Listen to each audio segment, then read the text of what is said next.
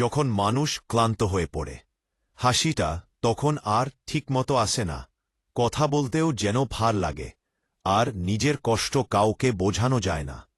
ঠিক সেই সময়েই আল্লাহ সবচেয়ে কাছাকাছি থাকেন।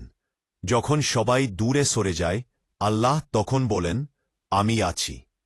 তুমি হয়তো ভাবছ, এত দোয়া করেও কেন শান্তি পাচ্ছি না, এত চেষ্টা করেও কেন পথা সহজ হচ্ছে না।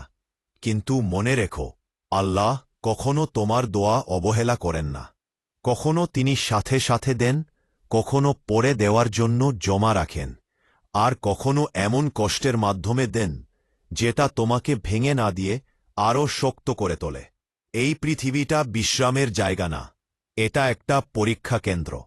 এখানে কানতে হবে, হারাতে হবে, না চেয়েও অনেক কিছু সহ্য করতে হবে। কিন্তু আল্লাহ বলেছেন, নিশ্চয়ই কষ্টের পরেই স্বস্তি রয়েছে। একবার না, দুইবার বলেছেন, যাতে তুমি বিশ্বাস হারিয়ে না ফেলো। যখন রাত গভীর হয় আর চোখের পানি বালিশ ভিজিয়ে দেয়, ঠিক তখনই দোয়াগুলো সবচেয়ে সুন্দর হয়। কারণ তখন তোমার মুখে অভিনয় নেই, হৃদয়ে ভণ্ডামি নেই, শুধু একজন অসহায় বান্দা আর তার রব। মানুষ তোমার কষ্ট বুঝবে না, এটাই স্বাভাবিক, কিন্তু আল্লাহ বোঝেন। তিনি জানেন কোন কষ্টটা তুমি কাউকে বলনি, কোন হাসিটার আড়ালে তুমি ভেঙে পড়েছ, আর তাই তিনি তোমাকে এখনও ধরে রেখেছেন, হারিয়ে যেতে দেননি। হয়তো আজ তুমি যা চাইছ পাচ্ছ না, কিন্তু একদিন পিছনে তাকিয়ে বুঝবে, যেটা পাওনি সেটাই ছিল আল্লাহের সবচেয়ে বড় রহমত।